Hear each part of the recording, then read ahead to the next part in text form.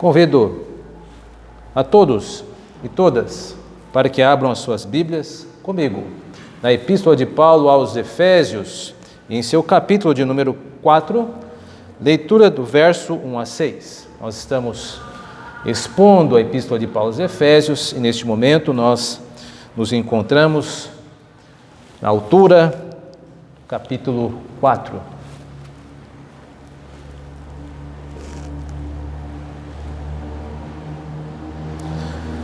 Diz assim as Sagradas Escrituras: Rogo-vos, pois, eu, o prisioneiro do Senhor, que andeis de modo digno da vocação a que fostes chamados, com toda a humildade e mansidão, com longanimidade, suportando-vos uns aos outros em amor, esforçando-vos diligentemente por preservar a unidade do Espírito no vínculo da paz.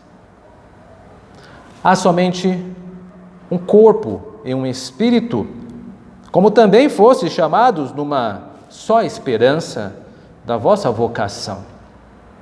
Há um só Senhor, uma só fé, um só batismo, um só Deus e Pai de todos, o qual é sobre todos e age por meio de todos e está em todos.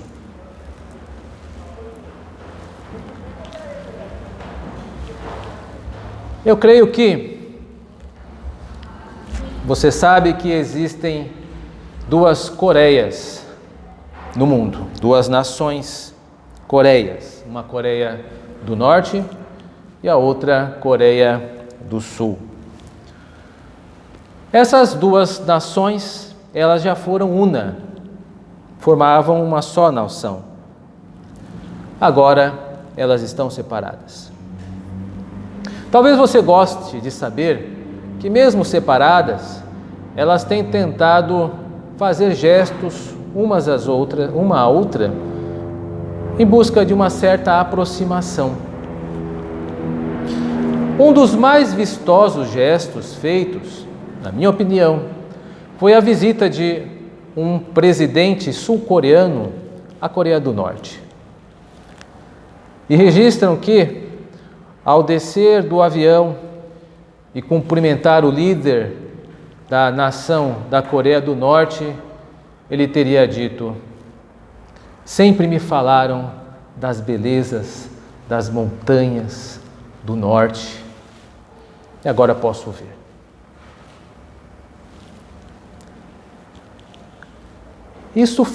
Esta frase foi uma frase que tocou a todos naquele momento, porque demonstrou que existiam aspirações acima das pessoalidades e particularidades entre as duas nações. Um caminho, então, poderia ser percorrido para a unificação. O texto que eu acabei de ler, ele trata um pouco disso. Ele trata um pouco de guerra e bastante de paz. E eu tenho que afirmar que Deus é o grande defensor da paz. E não apenas isso. Ele convoca os seus filhos e filhas para que também lutem ao lado dele pela paz. E nós vemos isso nesse texto de algumas maneiras. Primeiro, eu quero chamar a atenção à convocação que Deus nos faz. No versículo 1 nós encontramos isso. Rogo-vos. Rogo-vos. A palavra rogo-vos, ela tem um efeito de convocação. Ela é uma palavra um tanto quanto rara, ela não é utilizada tantas vezes, e todas as vezes em que ela é utilizada, ela possui este ímpeto de convocar para algo.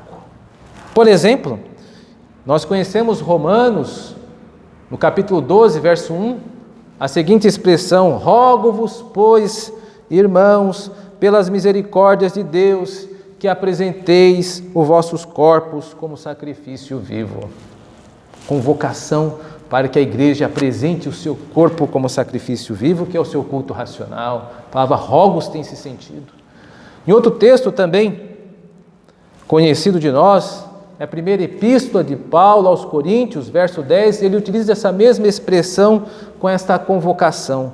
Rogo-vos, irmãos, pelo amor do nome do nosso Senhor Jesus Cristo, que faleis todos uma mesma coisa. Esta convocação é feita porque nós sabíamos que a igreja de Corinto era castigada por causa do partidarismo. Uns eram de Paulo, outros se diziam de Apolo e por aí vai. Portanto, a palavra rogo-vos, ela tem um sentido de convocar para uma ação. Agora nós podemos perguntar para o texto, somos convocados para quê? E aí eu quero chamar a sua atenção para um seguinte elemento do texto. Nós somos convocados a nos equiparmos. E aí nós podemos continuar a nossa leitura atenta no verso 1. Rogo-vos, pois, eu, o prisioneiro no Senhor, que andeis de modo digno da vocação que fostes chamado. Andeis de modo digno. A palavra digno nesse texto vem de axio, de axiologia. Axio significa valor.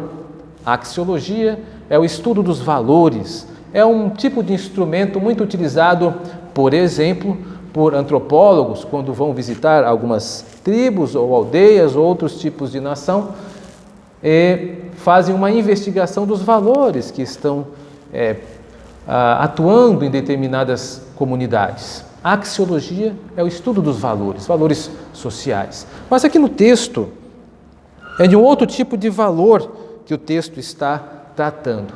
Ele quer que nós andemos de acordo com os valores corretos. Andamos de modo dos valores correspondentes à nossa vocação. E aí nós podemos caminhar com as nossas perguntas didáticas. Nós devemos andar segundo os valores corretos. Devemos nos equipar com esses valores. Mas quais são? E aí eu chamo você a atenção do verso 2, que ele começa a dizer, então, quais são esses valores? E ele começa com um duplo valor, né? Com toda a humildade e mansidão. Nós precisamos nos equipar, segundo o que o texto diz, com valores. E esses valores, humildade e mansidão, para nós tem todo o apelo do mundo, porque são os valores cristãos. Um cristão, estes valores não soam estranhos. Nós lembramos das palavras do nosso mestre quando ele disse: tomai sobre vós o meu jugo e aprendeis de mim, porque sou manso e humilde de coração. A humildade e a mansidão não são valores estranhos ao cristão, muito pelo contrário, são valores que precisam ser cultivados. Portanto, Paulo não está trazendo nenhuma novidade. Ele está dizendo e relembrando que nós devemos nos equipar com esses valores, humildade e mansidão.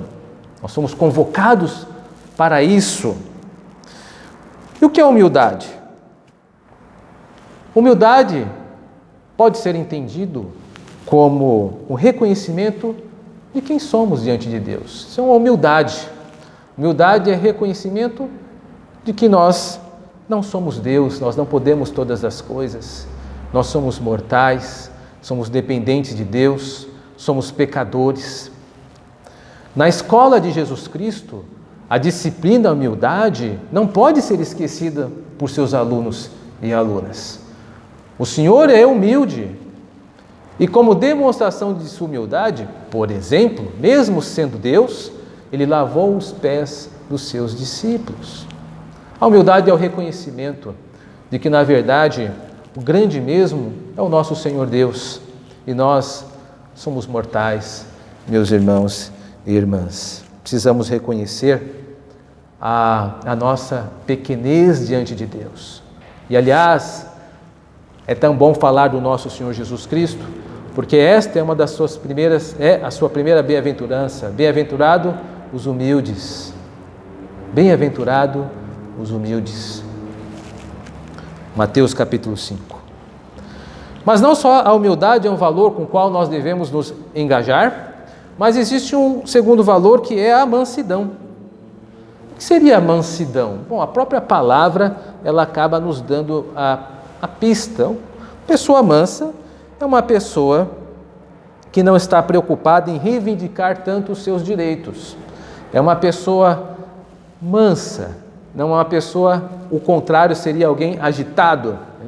Uma pessoa mansa é o contrário, o antagônico de uma pessoa agressiva, de uma pessoa violenta. Mansidão se dá e se presta a ser contrário de algumas palavras dessa forma.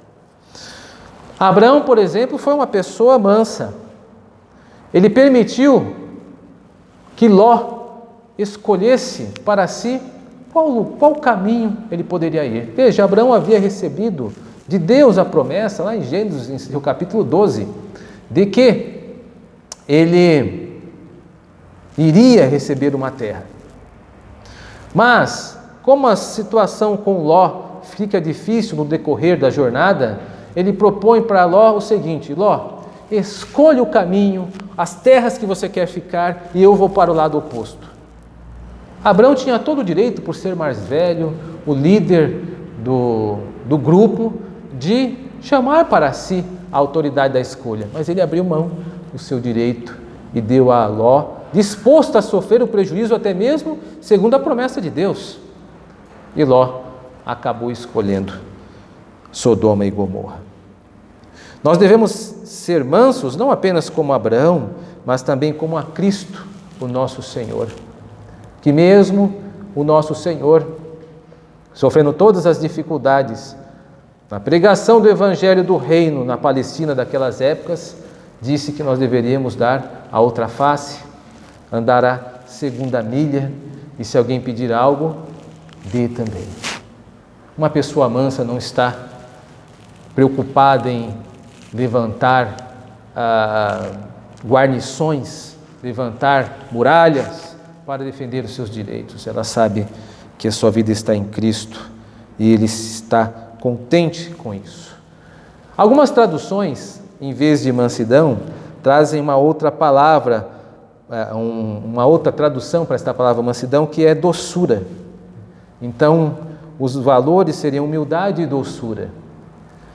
O que me atrai nessa tradução é que, de fato, isso se reflete na vida. Existem pessoas que possuem uma certa doçura, que quando estão no ambiente, parece que tudo começa a ficar um pouco mais palatável, um pouco melhor. São pessoas que promovem essa mudança no ambiente. Mas, deixando um pouco de lado essas questões de traduções, o que nos importa nesse texto é perceber que o Senhor espera que nós nos equipemos com esses valores, a humildade e a mansidão. E também há um outro par de valores que não podemos ignorar, que segue-se o texto, que é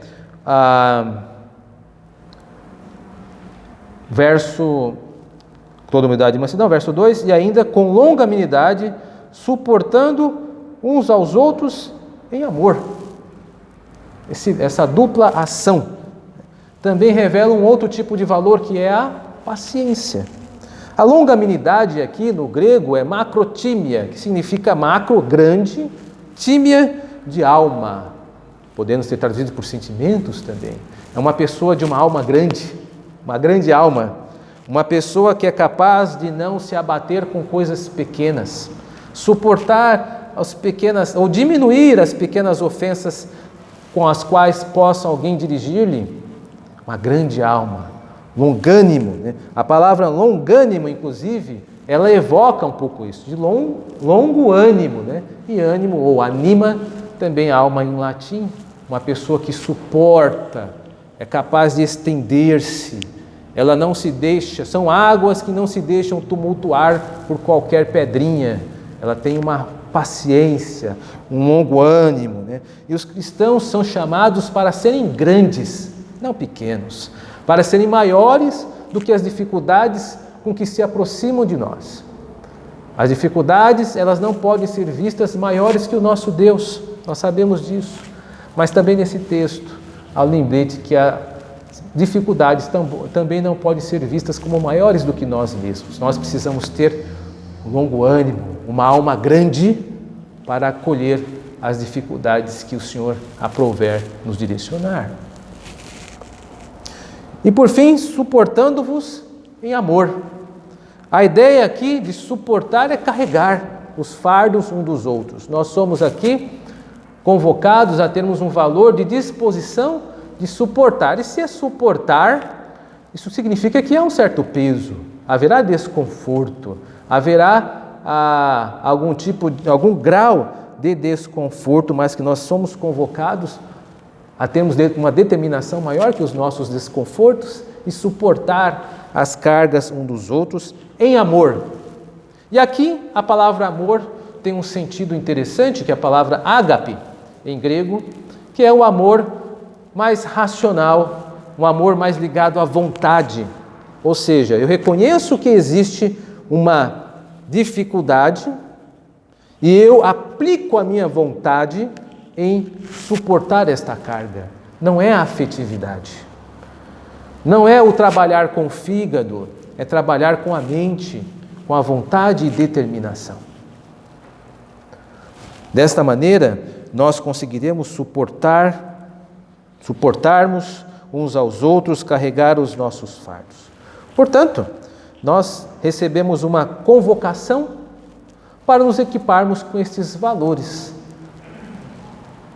Valores como humildade, mansidão, para agirmos com longanimidade, suportando em amor. Mas nos equiparmos para quê? Nós recebemos uma convocação para nos equiparmos com esses valores, mas para quê?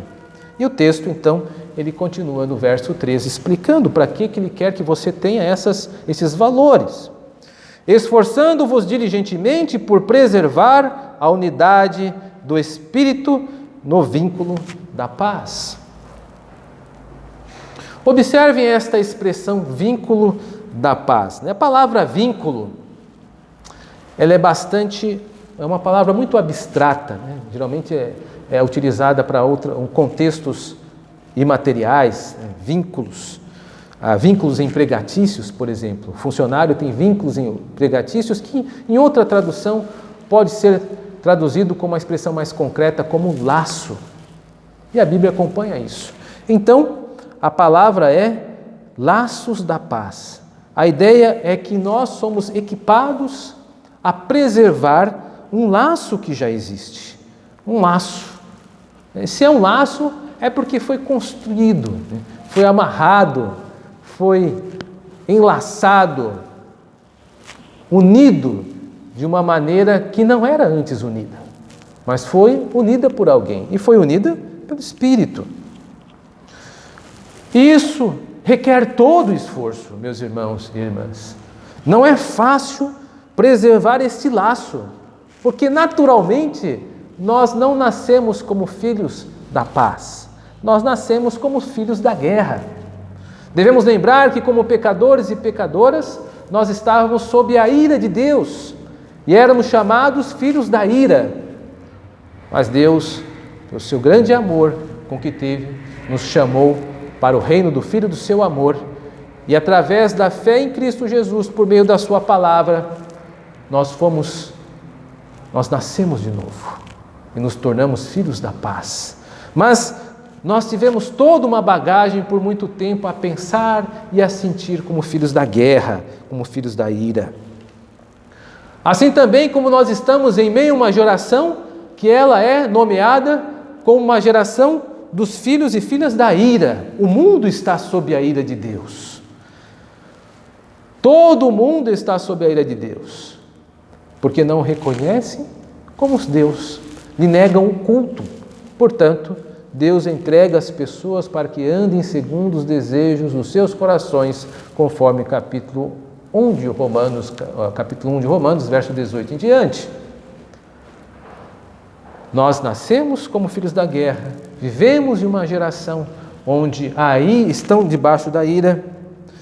Nós sabemos que temos uma descendência de Adão, que também não foi feliz em preservar os laços quebrou o laço com Deus lá no Éden, nas melhores condições possíveis, Ele também quebrou o laço. Ele é o nosso primeiro pai. Portanto, nós temos um histórico muito difícil, muito ruim. Por isso que o texto, ele nos convoca. Precisamos ser convocados. Ser convocados não basta, precisamos ser equipados. E agora para quê? Para proteger um vínculo, algo que foi construído pelo Espírito, que não é natural dos homens e mulheres desta geração, mas que o Senhor nos trouxe para preservarmos os vínculos da paz. Por isso que para estes que são pacificadores há uma bem-aventurança. Bem-aventurados pacificadores, porque serão chamados filhos e filhas de Deus. Aqueles que recebem o título de filhos e filhas de Deus são aqueles que estão na escola de Jesus, que querem a paz, que vão lutar pela paz. E o texto continua. Nós fomos convocados para nos equiparmos para a paz por Deus. Deus nos convocou. Vemos isso dos versos 4 em diante. Há somente um corpo, é que se refere à igreja, e um espírito, que se refere ao Espírito Santo, como também fosse chamado numa só esperança da vossa vocação. Nós temos apenas uma esperança. Há um só Senhor, refere-se a Cristo, uma só fé, a doutrina bíblica, um só batismo, um só Deus e Pai de todos, o qual é sobre todos e age por meio de todos e está em todos. Deus nos convocou, Deus nos equipou para uma missão, proteger os vínculos de família da fé que nós temos. Nós precisamos nos debruçar nisso. Precisamos ser promotores da paz, porque Deus nos convoca para isso. Nós devemos buscar a paz e nunca ceder a uma geração que está sempre disposta a lutar pelos seus próprios interesses. Nós somos relembrados que a igreja é um corpo, não 2 nem 3, que é apenas um Consolador, um Espírito Santo que está em você e que está em mim, que é apenas uma esperança de um reino vindouro. Não existe um reino de Deus separado para cada um de nós. Há apenas uma fé, uma doutrina bíblica, apenas um tipo de ensino bíblico e não inúmeros. Há apenas um Pai que atua sobre todos. Ninguém pode reivindicar para si o monopólio da filiação. Sabe o que significa isso? É dizer, não, eu sou filho de Deus. Eles não. Eu sou filha de Deus. Elas não. Ninguém pode dizer isso. O meu pai é o teu pai. Nós somos filhos do mesmo Pai. Portanto, ao cristão não cabe tentar repatriar o outro para um reino que não seja o reino de Deus. Por isso que o texto ele caminha para uma convocação, para que nós nos empunhemos e tenhamos clareza que estamos todos sob a mesma bandeira. É claro que esta é a língua da igreja, não é a língua do mundo. O mundo é faccioso. O mundo está sob o maligno, que ademais, devemos lembrar, é o maligno porque iniciou uma divisão no céu. O cristão, ele deve preservar a união da igreja, deve cuidar para que esteja sempre dentro de uma comunidade onde a paz seja o idioma falado, promover a paz e ações de paz, de conciliação e de reconciliação. Os cristãos estão envolvidos com isso, a demandar 1 milha, 2 milhas, 3 milhas, se necessário for.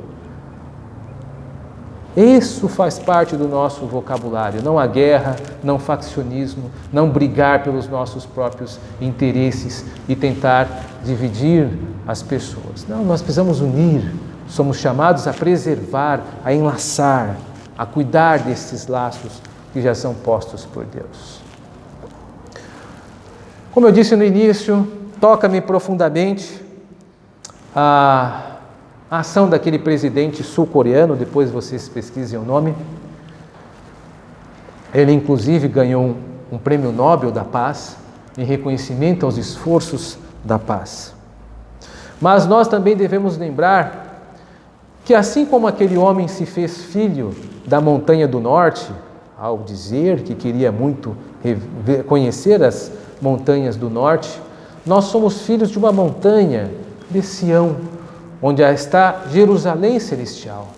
Nós somos filhos e filhas de Sião, que foram convocados, equipados para a paz por Deus, e por isso devemos preservar a paz. Portanto, eu convoco vocês, filhos e filhas de Sião, aonde colocarem a planta do pé, que chegue também a paz de Deus, não num cumprimento apenas, como por vezes existe isso, mas em ações eficazes em Deus.